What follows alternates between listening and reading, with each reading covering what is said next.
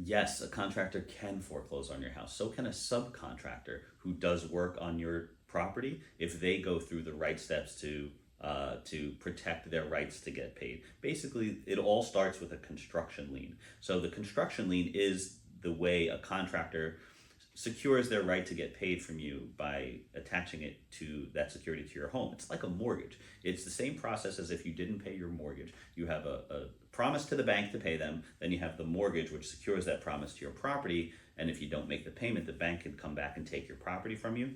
Contractors can do the same thing. They'd have to file a lawsuit against you and could possibly take your property from you to have it sold to satisfy what they're owed, even if what they're owed is so small compared to the value of your house. So when you get that, and the construction lien is a first step. So when you get a construction lien on your home, make sure you contact an attorney as quickly, a construction attorney as quickly as you can.